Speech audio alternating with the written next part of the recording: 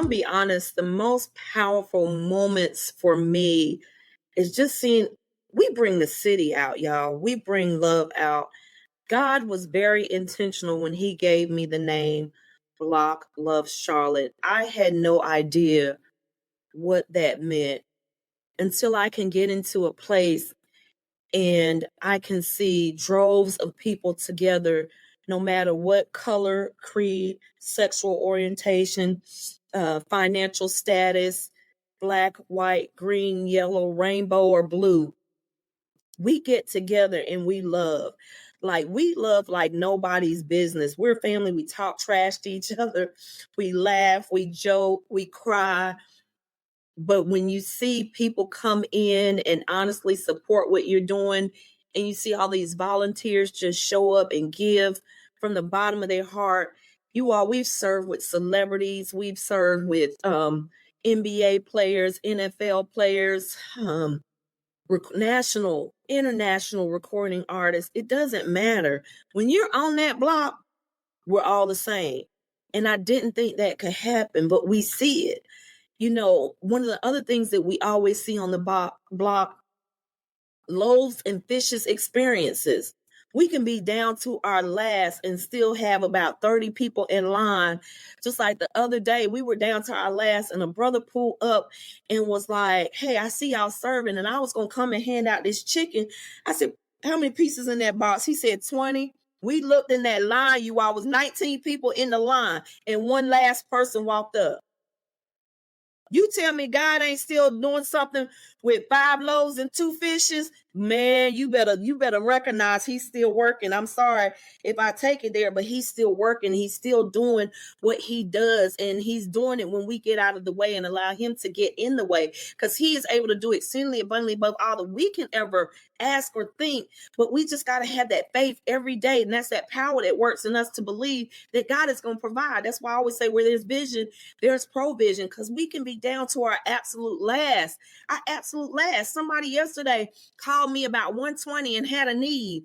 A lady, I didn't have it. I was like, our pantry is dry, like bone dry right now, and it hasn't been that way in a while. And I hated to tell her no, and my staff overheard me, and I could see almost the look in their eye of disappointment, because we just didn't have it.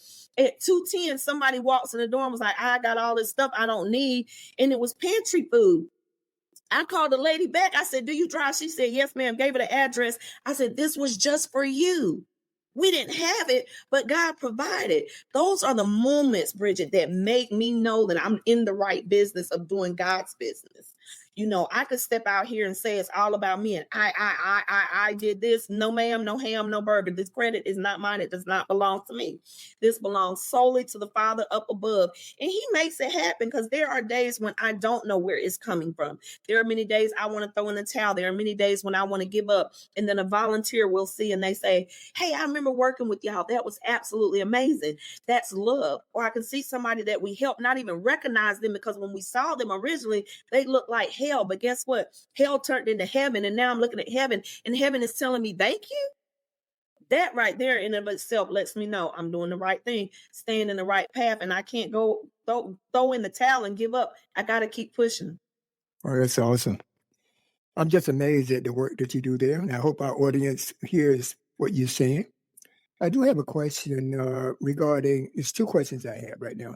One, are the people that you are serving, the majority or whatever percentage, what percentage is mentally ill? How does mental illness play a role in the people you serve?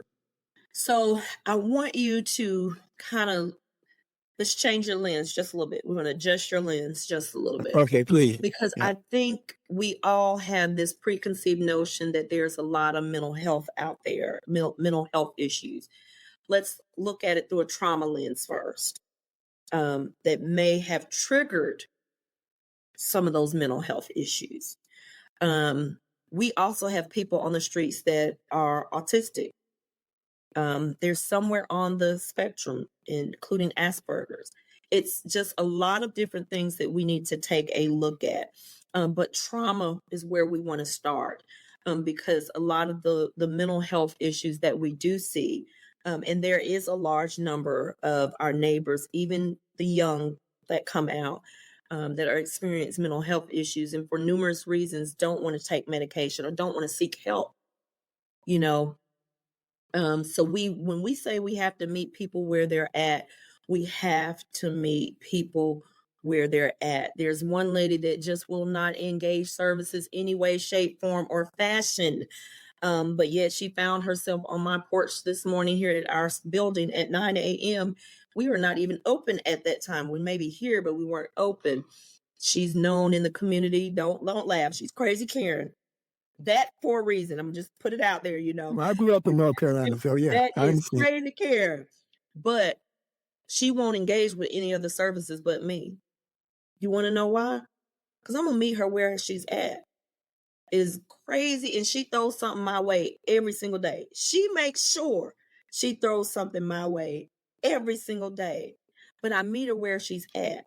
If she's having a good day, we're going to have a good day together. If she's having a bad day, as long as she doesn't cuss me out, I'm going to meet her where she's at. If she does cuss me out, I say I don't cuss her back. Now, I may give her a face or a look or pick up my bat. Some might call me Crazy Deb, others call me Batwoman. It's on whatever they're going to get that particular day. But mental health has a root. And so I like to try to figure out what that root is. What is the cause of that? Outside of, we've also got people out there with cognitive disorders. So you've got somebody that can't read or write. You've got some individuals that are out there and may have a deformity or something physically that you can see may be wrong with them, but they're out there with people that love them and look beyond what we see as a disability, because houses, neighbors come together. That's not a disability to them. That may be an inability for them to do something in particular, but they've got a strength in another area. Why don't we just, as everyday people, see that? But we'll see mental health. We immediately would take a turn and look at, oh, they just crazy. Are they really just crazy? Or what is their struggle with the mental health system? What disparities have they experienced with the mental health system? No difference with addiction. What caused that addiction? Man, listen, I drank. I was an alcoholic. I tell people at an early age. 12, I started drinking. At 23, I had an epiphany. I can't be drunk every day. 23 years old. But I wanted to shut down everything in my head. And the only way that I did it, I smoked weed and I drank. 12 years old. In my daddy's liquor cabinet, drinking his good stuff. Jeez. But you're way ahead of me. Oh man, listen, but if you've got somebody that's been on the street and they've had that same issue and they've self-medicated to quiet everything from molestation to rape, to seeing their mama molested, beaten and raped, to living without, to, being chastised. Who are we to judge? But the system has let so many down. So now everybody looks at and says, hey, there's a lot of mental health and substance abuse out there on the street. Yeah, there is. But what are your solutions to solving that? Right. If you've got the service, how are you getting their trust so that they'll then use the services? Or are you just going to keep looking outside your glass window and pointing them? Or are you going to meet them on the street and say, you know what, my bad. You might not want to come in this office because I got 4 white walls instead of gray walls. People on the camera can't see, but I got gray walls. You come in this office, it feels like home in here.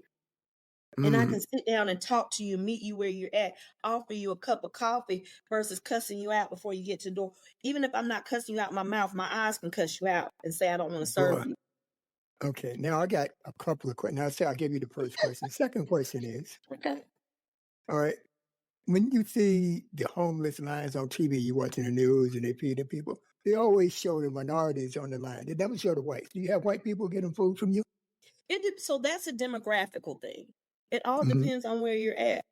I know we've gone down to some cities, like we also take this show on the road, honey. Listen, we serve everywhere. You call us and say it's a block in New York, we're there. Wherever y'all are at, we're coming. We're actually going to go to Jacksonville, Florida.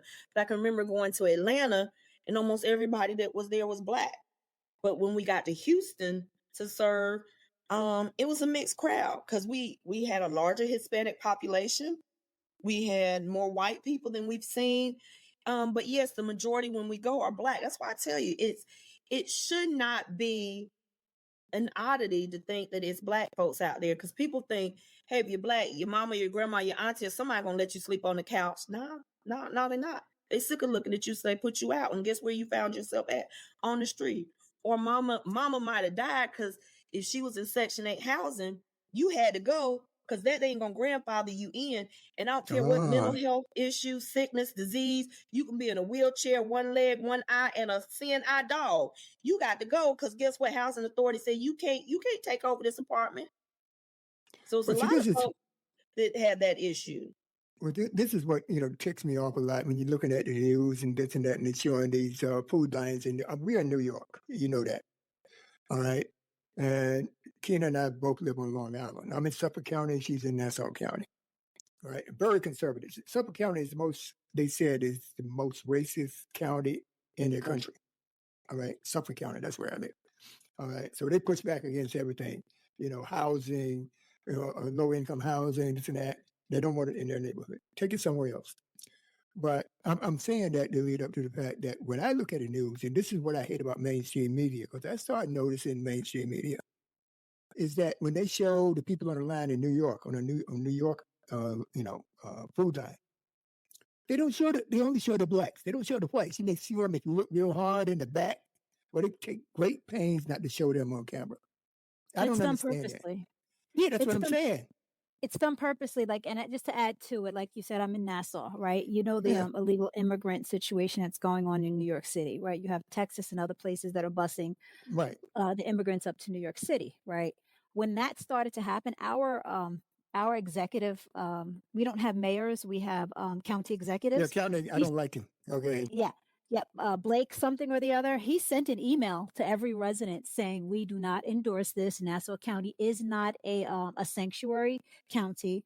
We will not be providing any services for any of the immigrants that need support. Now, that's generally the tone of the county, right? It's generally a Republican-based county and what have you. But I definitely can say that, when I was looking for real estate some years ago, any realtor that I spoke to, whenever they would show me houses in white neighborhoods, they immediately said, and this is a good school district. If it was a home that was in let's just say a Latino or a Black neighborhood, it was like, well, the schools are so-so. But then when the question came, I said, well, what makes like when we were in a certain neighborhood, and I said, okay, well, what makes the school district good? Well, it's just a good school district. I'm like, well, what are the numbers saying? What are the, and then this is another thing that I learned. Not to go too far off topic, but when my daughter was taking her SATs and I was going to get her some additional help, I went to a new training center that was recently put up, and they asked where my daughter went to school, and then they said, well, our children really come from Syosset and Bethpage and Jericho, and I'm like, well, what's the difference? And she said, well, the parents generally start getting the training for the children in the 9th grade. And so they take English, math, social studies, and science. They pay $2,100 per subject for a 10-week course, as many times as they need it. And then they start that in 9th, 10th, 11th, and 12th grade. So then I thought about it. I said to myself, if these were now, Walter, and on Long Island, those are considered very, very great school districts. But then it dawned on me, and I said, if these are great school districts, then why would these parents feel the need to pay this type of money to make sure that their to make sure that their students are passing these exams? Now, in New York, we all have Regents exams. We have certain exams that children take at the end of certain years that other states don't have, to make sure that everything's up to par across the state. So if we all have to take the same test, then why do these parents feel it's necessary to spend this additional income if their schools are doing so great? And then you realize it's not that the schools are doing so great, it's that the parents have the funding for the additional training. When you're in communities where there's a lot of, let's just say, poverty, or Title I school districts, or school districts where I think a Title I school district is where there's a larger number of children that are getting free lunch. What is Title I? Title I means there's additional funding from the government, if I remember correctly, where if there's a certain percentage, and I don't know what that percentage is, I don't know where the threshold is, where if students are receiving free lunch, I guess they consider it to be maybe a lower poverty district. So there are additional services that could be, supported. But what I was getting at is for the areas that are more so, non-Black, non-Latino, right? They are perceived as more flourishing. They're not going to show them on the food lines, because here on Long Island there's an image that's being upheld on who are those, what are the demographics of those that are mostly in need, and we They want to keep reinforce it. that image there. They Yeah. reinforce it as being minorities, which is, Yep. that's a lie. Well, let's flip it. You see in the lines, there's more of minorities, Black and brown people in the lines, but down here, that is still the case. But on the flip side, it's almost like, do Black people actually help? Do Black people serve? Do Black people come up and show up and do good? You all don't know what I have been through doing this work as not just somebody of color, but once again, a Black female. My counterpart who used to work with us closely, they thought, she's white. They thought Block Love was her organization just based off of all that we done. And I had to tell her, I said, Terry, I love you with the love of the Lord, but I cannot have you do our TV interviews. I said it, and I apologize. I need to be the face of Block Love, because so many people were in shock when I would go to meetings and see that I wasn't some white person. Hell, my name is Debbie or Deborah. So they literally thought they were seeing some white woman waiting for a white woman. I could have somebody sitting beside me that was getting ready to present something to me, not realizing I'm the Black chick that they get ready to present it to. And I did all of this in the city without any funding. No, ain't no way. She got to be white. She's branched off and done her organization. And even prior to the young lady branching off and doing her organization, it was so much easier for her to get funding or donations than it was for me. People were like, well, haven't you reached out to Duncan or this person or that person? For whatever reason, my Black behind can't get these donations. But this person, we could send her to the same exact places she could get them. Well, there are rooms that we still can't, that it's hard for us to get into. Right. It's a shame, but someone had the nerve. They were like, well, why haven't you approached corporate America? I said, because I don't look like, I did not look like corporate America. It's very, very hard. Whereas you look at these white organizations that only serve once or twice a week, some even once or twice a month.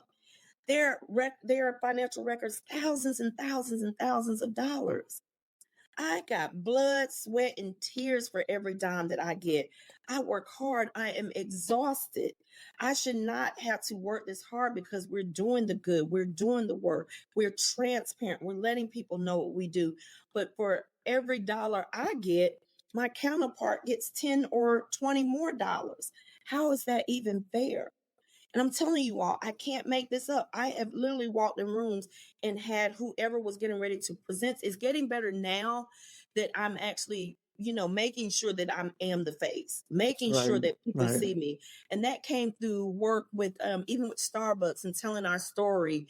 And then one group came down from Philly that was teaching us how to tell our stories. And I had no idea that they had used one of our videos from our website to teach on how to share your story through pictures or through video without anything being spoken, and everybody being brought to tears in the room. But they were like, let who you are and your color be your boldness. It always has been, because I ain't never been quiet about being Black. I'm Black and I'm proud. But I have to work harder to say, listen, I'm a sister, y'all. I'm here. I'm present. But coming from our neighbors, the first year that I was really out there consistently in 2018, I had a brother tell me, he was like, listen, Deb, I'm going to be honest. We just ain't never had nobody Black love us like this. They're like, Black folks out here, and the first thing they want to do is take pictures and put us on the gram. So you know what, I can share, and again, I know it's more of a social organization, but there was a time I used to work for Sundial Brands. So Sundial Brands is the parent company of Shea Moisture. And I actually worked there just as they were being sold to Unilever Global. And the founder of the company, Richard Dennis. So what was communicated was that once he sold Sundial to Unilever Global, he then went ahead and purchased Essence. And part of the purpose that was communicated to us on why he did that is he felt like Essence needed to belong but back in the hands of people of color, right? The audience, the people that it serves. Now, he was from, I forgot what country originally in Africa, but raised in the United States. He was very instrumental in making sure, especially women in Africa, were able to support the Shea Moisture company by growing the Shea Moisture, the Shea beans and what have you. But what he did was he opened up an organization called New Voices Fund, where entrepreneurs and people like yourself that are of color, if they have an idea, they can go ahead and submit not just for a potential grant, but they also provide services to help people figure out how to grow their business, like how to scale it. And I don't know all the ins and outs of it, but I know that every time I hear someone with a similar challenge, it comes to mind because his focus is on people of color with a huge focus on women. I forget the story behind it has something to do with his mother as well, but maybe that's something that you can look into to see if there's maybe some additional assistance, again, because it's from a person of color, right? Looking to help people of color to grow their businesses. And you Okay. said he's with Unilever now? No. So it's called, he's actually, I think the CEO or so or of Essence, like the Essence Music Festival, Essence Magazine. His name is Richard Dennis, Richeli. I can send the information, but the fund is called New Voices Fund. Okay. He opened, as a part of my understanding, as a part of the proceeds from his sale to Unilever, he went ahead, like I said, and purchased Essence and opened up that fund. Okay. All righty. Okay. So now I just want to get back to a couple of things I need to ask you. Now, we talked about the mental illness side of it. In New York, we have a problem on public transit that we really never had before. You got people pushing people on the train tracks. You got people walking up and punching women. I mean, it's strange. It's some weird stuff. And I maintain, and I don't have any empirical evidence, okay, that it's COVID related. I think it's long COVID, where people didn't actually get sick or they were sick and they got over it, but they didn't get over long COVID. I think that has a lot to do with it. That's coming from me. Like I said, I don't have any, proof. I haven't done a study, and I don't think they would want to put that out, but I think it has to do with the effects of COVID over the long term because people are acting really crazy. And now, I've been living in New York since 1971. And I've gone through the crack epidemic. I've gone through all these type of, but I'd never seen it like it is today. And I think that long COVID has a it's part of that. Where we at now. Well, I think it's a combination of things because even, I want to say post-COVID work environment, and it's funny, I talked to my mother and she's like, people are definitely on something. I think that there was so much fear instilled in people during COVID, right? It was to the point where you didn't know if you were going to walk outside and die, if a loved one had asthma or some upper respiratory infection or maybe a low immune system or some autoimmune disease. You didn't know if they were going to, if someone was going to deliver food or a mail was going to be delivered, it was going to carry COVID and people were going to be dying. Every day they were keeping track and they were making sure that they told us how many people were dying every day in all the different ages. So I would say there was a level of fear that was instilled in people that was, as the word that I now hate, unprecedented, right? Living in New York and going out on a Friday where the streets were bare, right? It was completely bare. We've never seen that before. There's not only that, but then a lot of people's livelihood was taken away through no fault of their own, right? You can't go to work and you can't back in 2008, 2009, we're in the fintech space. You got hit a lot of times, you got hit because of the crash, right? But if you worked in a restaurant, you probably didn't get fired or certain other, industries. But during COVID, anyone's job where they had to go in was at risk. So now you're at home, you're trying to figure out what's going on. You have to continue to pay your bills, but you have no money, right? You're running out of your savings. You have kids, how are you going to, educate the kids? There are people who had parents and elderly and people with health issues that went to adult daycare centers. Now they're at home with you. You have students that had IEPs. They needed assistance in school. Now they're at home with you and you're trying to figure out how to teach your 1, 2, 3, or 5 kids.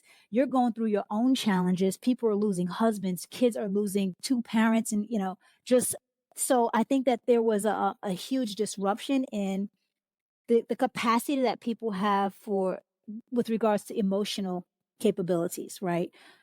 People are looking at people losing everything around them. And then there's social media. The nonsense with social media, not to go too deeply into it, it's so overly sensationalized. It's so superficial. It's created, you have people that are no longer sure of their self-worth because they didn't get enough likes. There's so much that has happened all at the same time that I think there's confusion. There's emotional confusion and people are handling it differently. So what you're telling me, and if I interpret this correctly, if I understand you correctly, is that the reason people are being pushed on the train, on the train tracks and getting punched in the face, among the numerous other things that are happening in New York, you saying it has to do with COVID? No, I'm not saying. I'm saying the period. The period at it's kind of like the perfect storm, right? So I know you're saying long COVID, but everybody didn't get COVID, right? Like I know I never got COVID. Yeah, but the thing is, what I'm saying is, even the people that did not get COVID, they may have had it, and now it's manifesting itself in violence. I mean, people on that, I fly, and you get on the plane, you got people going up there and choking people, and you got to subdue them. Yeah, so people are upset, and this is not new. Let's not forget something. And I'm actually glad y'all are having this conversation. Let's not forget something. Crack is still out there. Like, what do we miss? Our drugs are still out there. They may be different, but they're still there. Like we've got crack, we've got fentanyl. Fentanyl is different. Heroin. I've never seen anybody on fentanyl. I'll give you an example. Me and my daughter were serving one Wednesday evening. We seen the girl. She walked, past us. She got her Chick-fil-A sandwich and she went over to a van. She walked just fine past us. She hit that fentanyl and she curled up like she had a stroke. My daughter said it looked like a roach when you spray it and they curl all up, but they still living. That's how she was walking, and it curves their bodies. It literally looks like they're having a convulsion or stroke. You've got people that still smoke K2. You got people that still smoke both. These are different type of drugs, and don't get on the drugs that Black folks shy away from, the methamphetamines. Yep. You got people that do ice and all types of stuff like that. So please, let's not forget that I ain't blaming none of this jacked up stuff on COVID, because we still got a dope problem in the U.S. that the U.S. is going to pass. Like they want Trump to be such a distraction. I'm sorry if we can't use his name on your podcast, but listen, who told you that? That is a distraction from the pits of hell, because we are now not paying attention to the drug epidemic that you said about the crack epidemic. Guess what? We have a drug epidemic. It's called fentanyl, and it's eating our Black folks alive. Some of them take it and immediately die out there on the streets. I've seen it for myself. And I told our neighbors, you all are guinea pigs because y'all can't afford the good stuff. They test you all. They're going to see what strength they can get that at, whether they lace it in your weed, whether they give it to you in pill form. It even comes in like a candy form. However you ingest it, inhale it, inject it, suck it up your butt. I don't care how you take it. It is meant to kill you, because they'll go to these rich communities and you don't hear about all these rich white folks dying, but they're doing fentanyl too. Do you hear about it? Well, actually, here's the thing. So now Walter may be familiar, because here on Long Island, right? Now, you know how they say, the crack epidemic of the 80s, like I was a kid in the 80s, but here on Long Island, over the last, I want to say 10 years, they've been promoting the heroin addiction and the fentanyl. Why?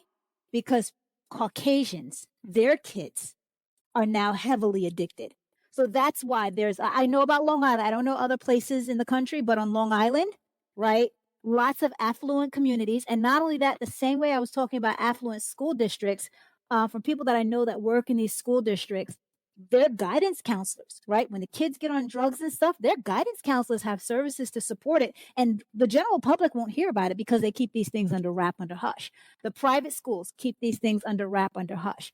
I'm in predominantly a neighborhood of color, and there's some Caucasians here. And one of my girlfriends, she used to say that she would not send her son to. She was white. She would say she would not send her son to a white school district because at least she said more so. Let's just say in a predominantly colored neighborhood, you're going to have to worry about marijuana. She said I don't want him to have to worry about fentanyl and heroin and everything else. He got a little older, started hanging out with white kids in the next town, was working at Walmart, started doing heroin, started doing overdoses and what have you. So it's here, and they are paying attention to it here on Long Island, not because it's black kids, because it's white kids. Right. Well, that's what I was going to say, and I want to pivot back to Deborah and Block Love, but I can say that when these deaths of white people due to fentanyl and all these other stuff, now they don't lock them up. They don't lock anybody up anymore. They're trying to get them help because it has the impact of fentanyl is on primarily the white folks. All right, up here. I can only speak up here. Yeah, up here. Thousands of people die on Long Island every year from ODs, overdosing. Okay, so it's not, minorities. When the crack epidemic was out, nobody helped the crack people because they were primarily black because they couldn't afford the more expensive cocaine. All right, and I'm really going off the path, but I want to try to snap back to Block Love and Deborah. So, Deborah, we did go off topic a little bit, but I think it all comes together, and I want to try to bring it back together now. And tell me, are you seeing an increase in homeless compared to 2020?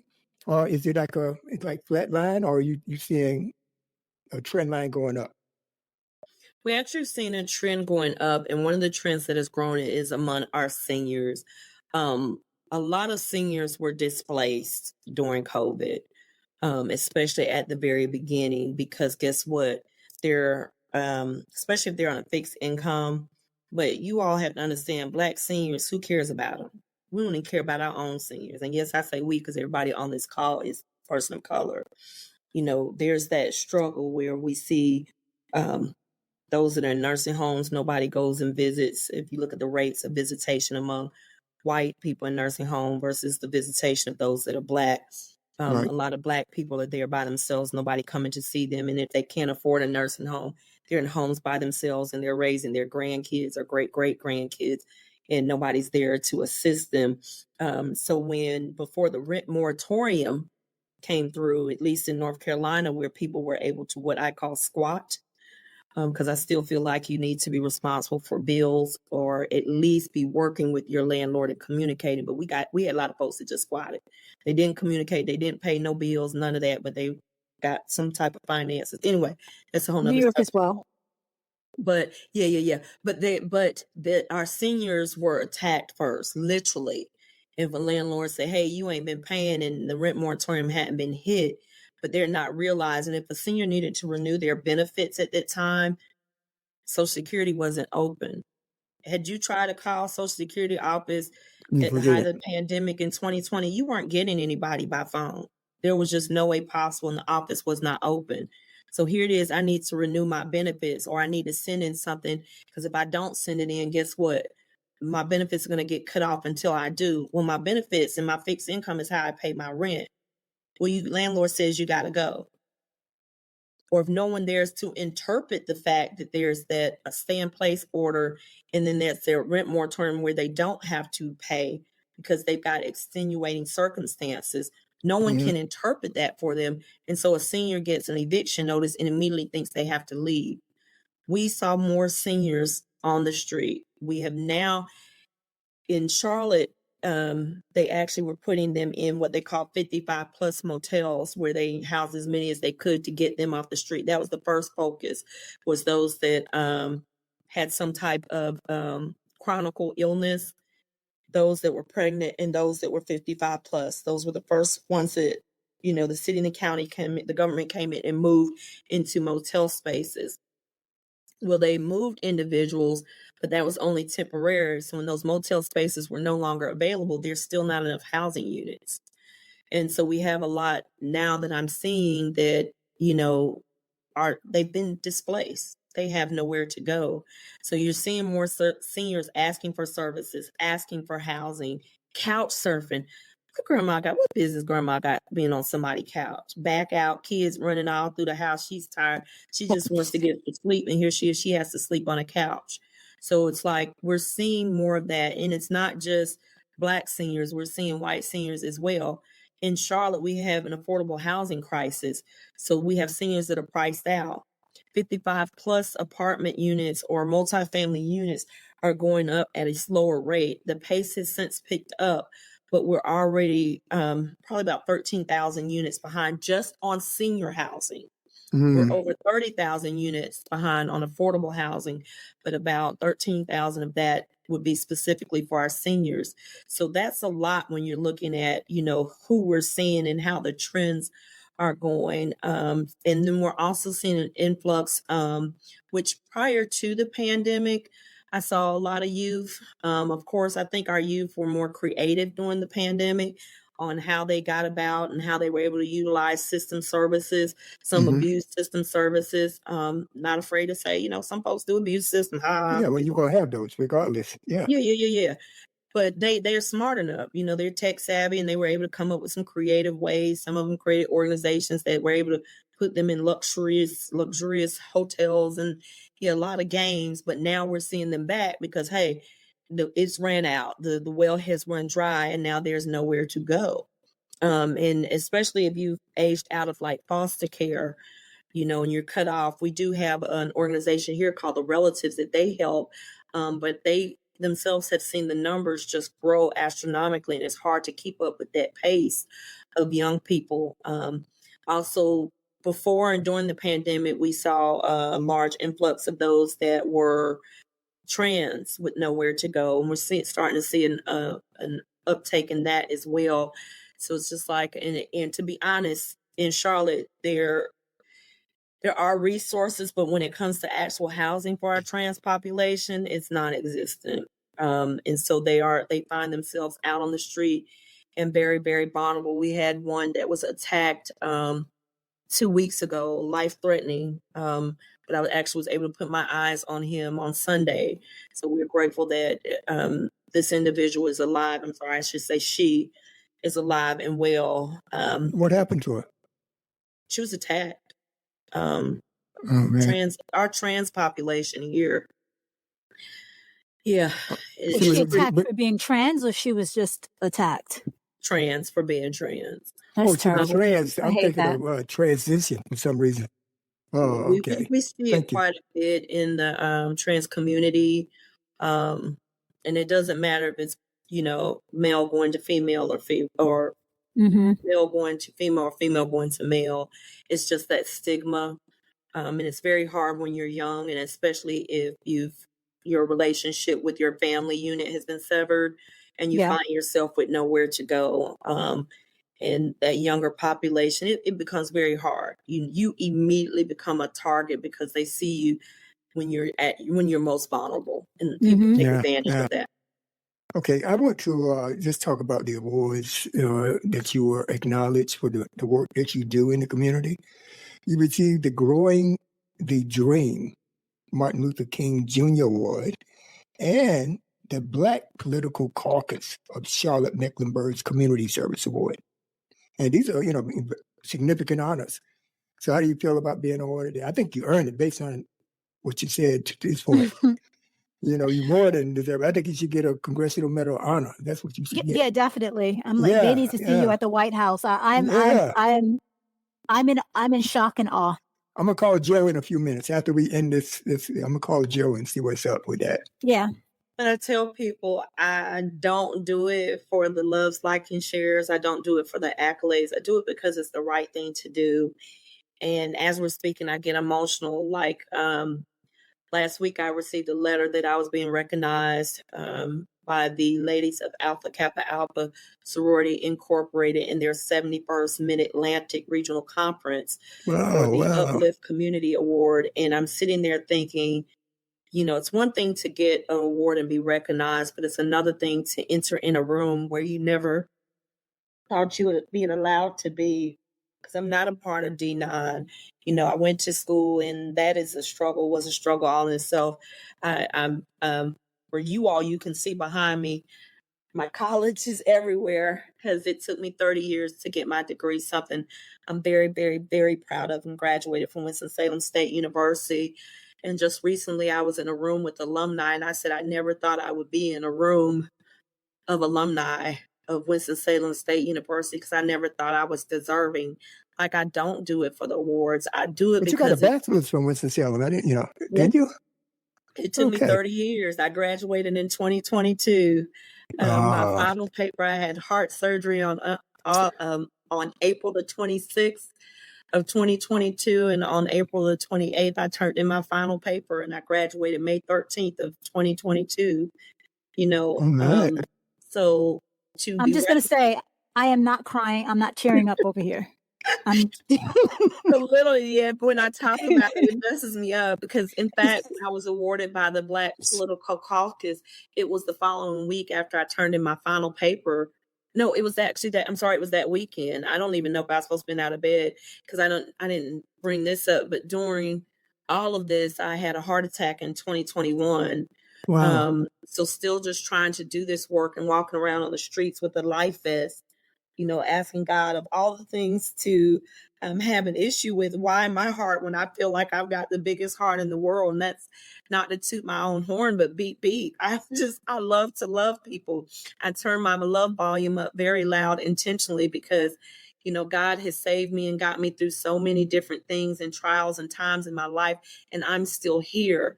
So what better thing to do than to love? So to have my heart attack and be told, my heart was operating between 10 and 15%, and I may need a transplant. But here I am before you all today, a walking, living, talking, speaking miracle. My heart has now since normalized, but, it was a struggle. And my dad, growing up in Raleigh, I'm originally from Raleigh, North Carolina. Growing up in Raleigh, my dad kept us involved in so many things that just dealt with Black. Like, everything was Black. My daddy believed Black is beautiful. He's like me. She had her Blackness. He Yeah. got me involved. I can remember being young and being in the Martin Luther King Jr.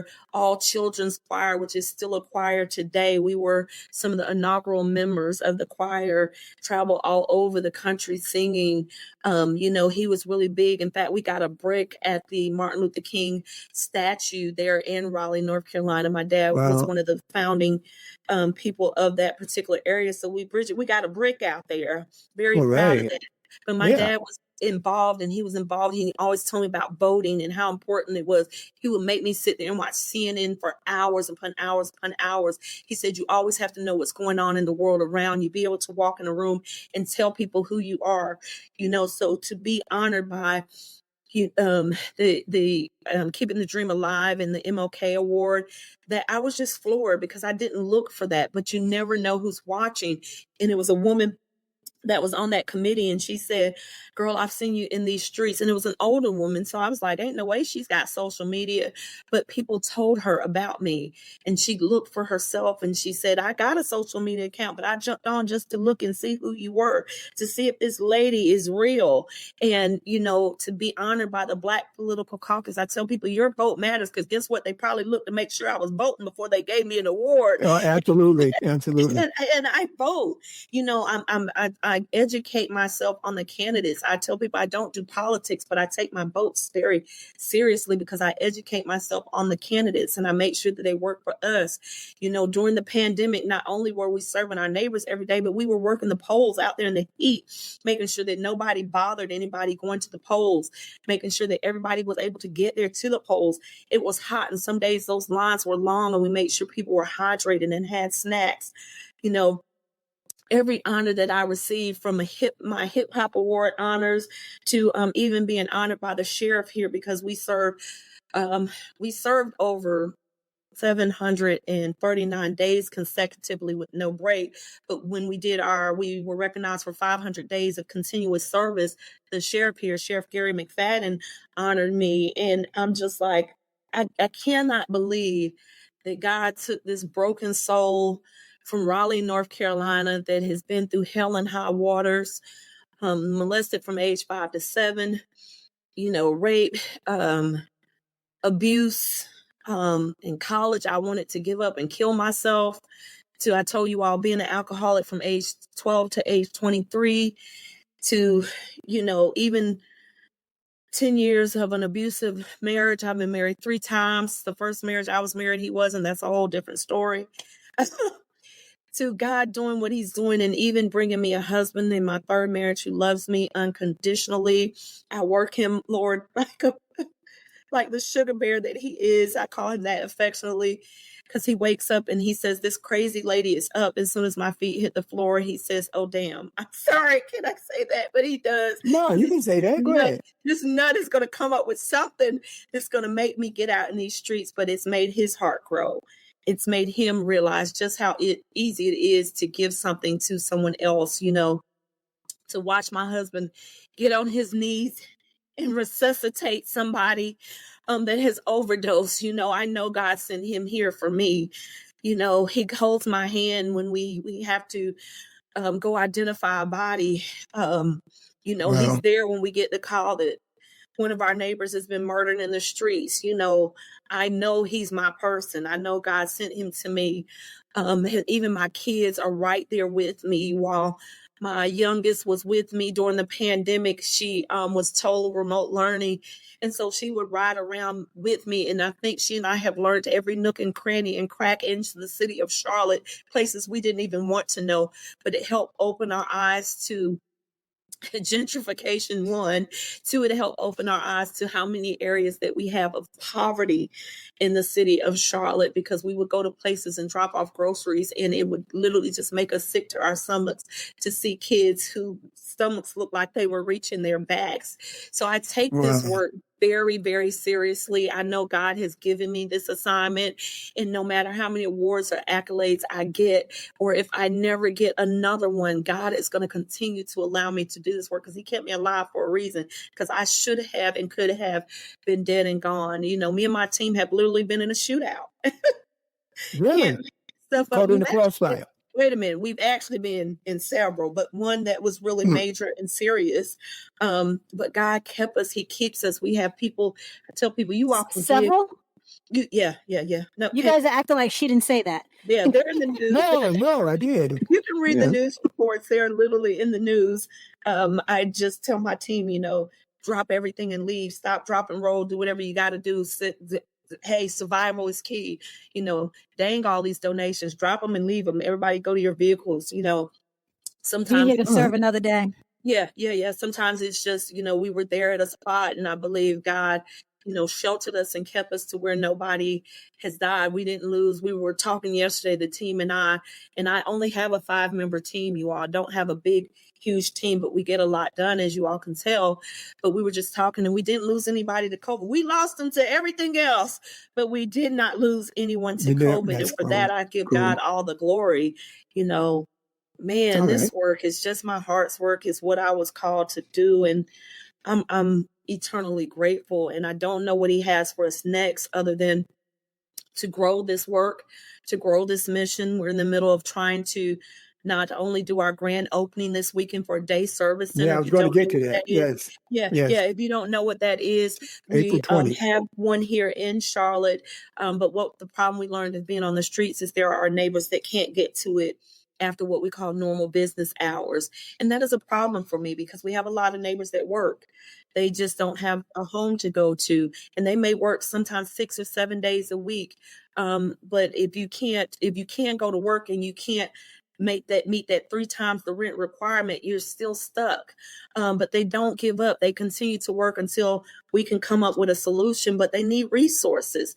So we have mailboxes here. We have locker spaces. We have computers that they can come in and do continual education, do their job searches, update their resumes, do their housing searches. We offer mental health and wellness checkups free on Thursday right now through a group called Caring. They pull up with the mobile unit, but we're getting ready to bring on some of our own providers since now we actually have funding.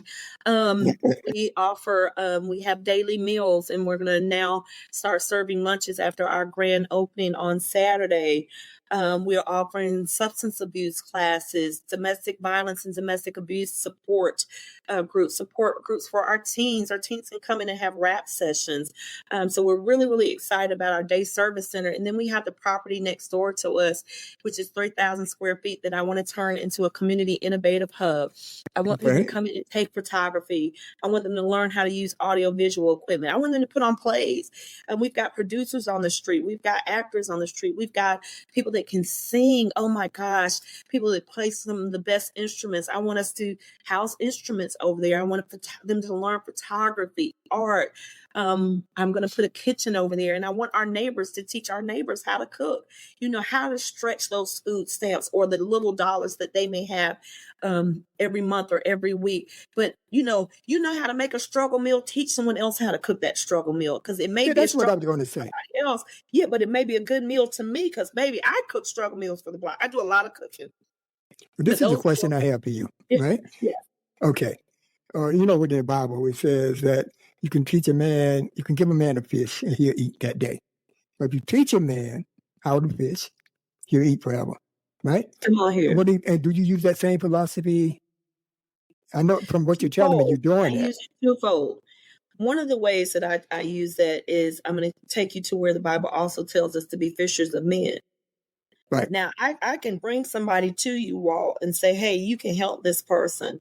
You've got this skill in you. But what if I teach you how to get out on these streets and really serve and really give? And you not only now taught one person how to come up out of the situation that they're in, but you've taught hundreds how to do that. So that's why I said it's twofold. There you go. But also in that kitchen, excellent. If I'm teaching you how to cook, if I'm giving you life skills and teaching you how to survive, guess what? Now you're turning around teaching your kids how to survive. And you're breaking these cycles of poverty. You're breaking these cycles of waiting on a voucher or Section 8. You're breaking the cycle of homelessness, but it comes from teaching.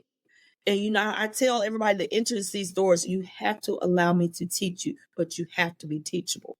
Because guess what? I have to be usable to God. Because if not, I'm of no use to him in doing this work.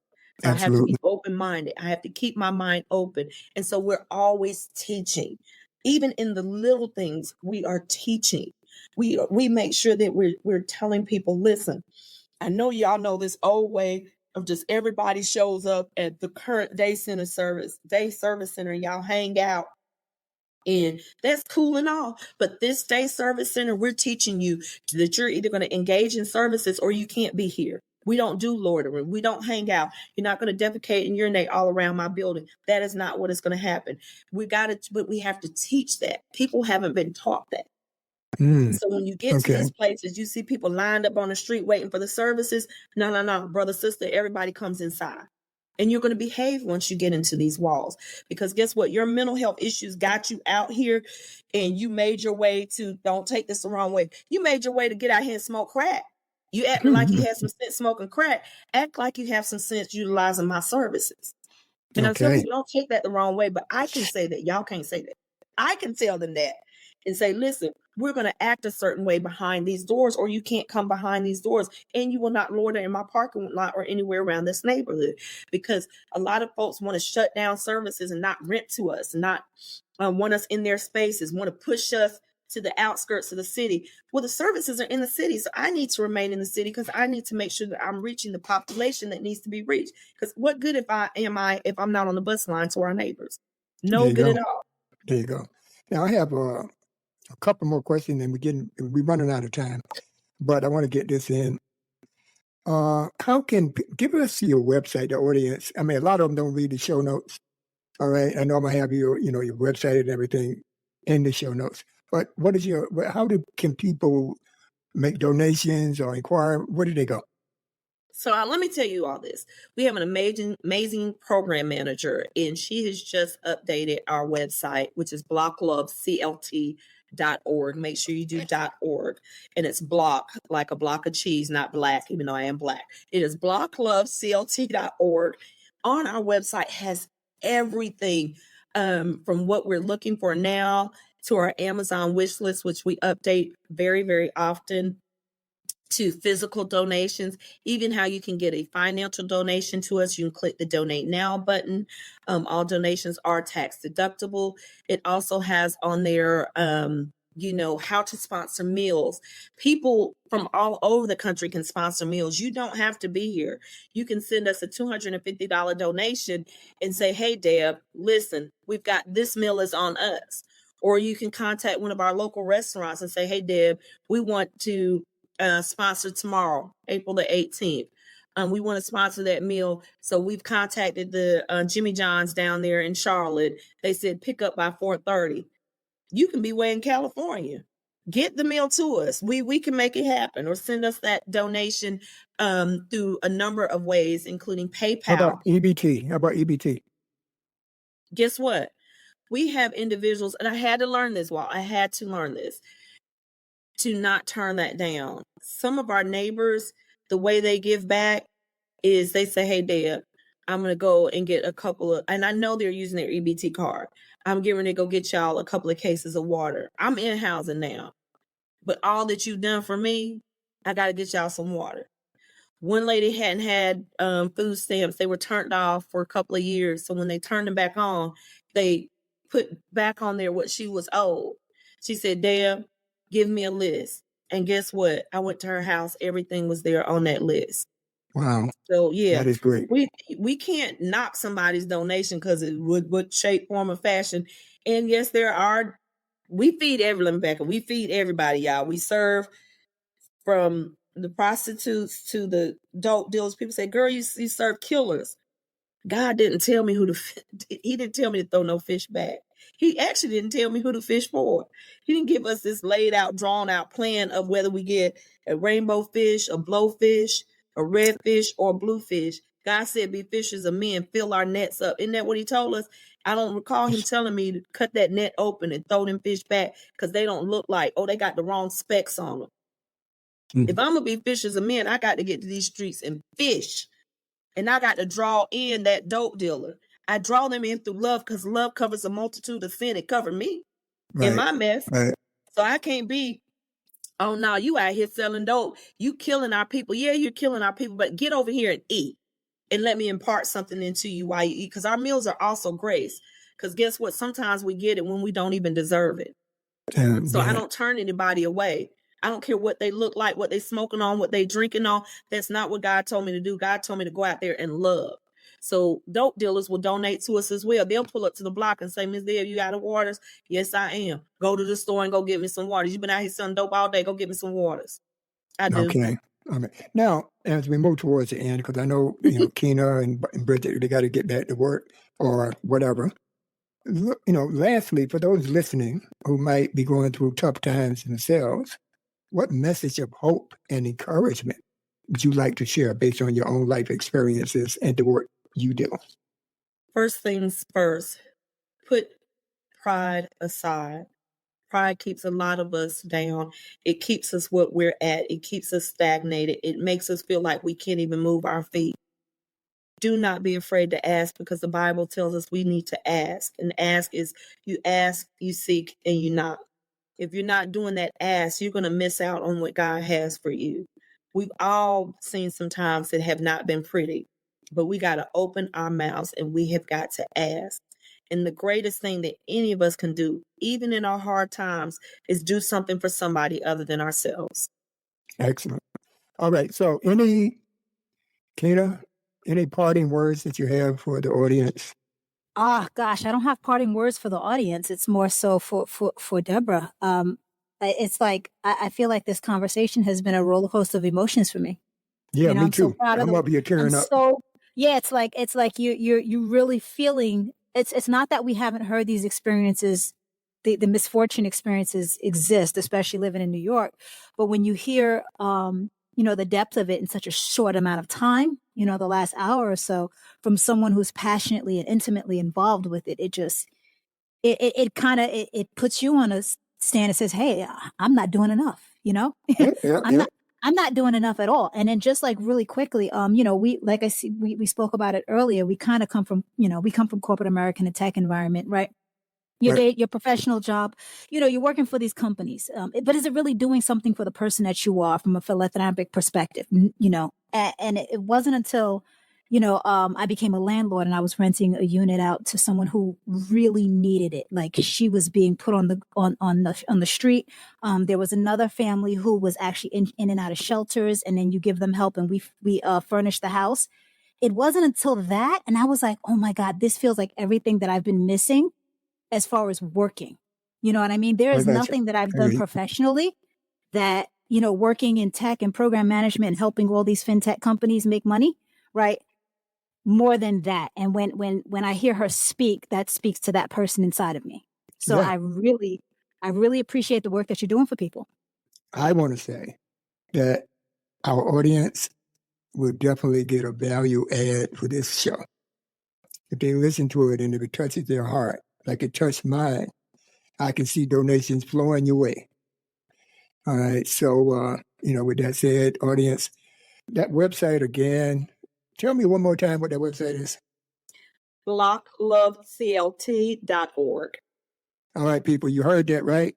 So I need y'all guys to go out there and go to that website and just take a look at it and see what y'all guys can do. Because this lady is a profile in courage. Have you ever heard that term? She is a living, breathing profile in courage. All right. So, we got to thank her so much for being on our show. I am so happy to have you on the show, Deborah Denise Phillips out of Charlotte, North Carolina, the founder of Block Love CLT. Yep, Block Love. All right, people.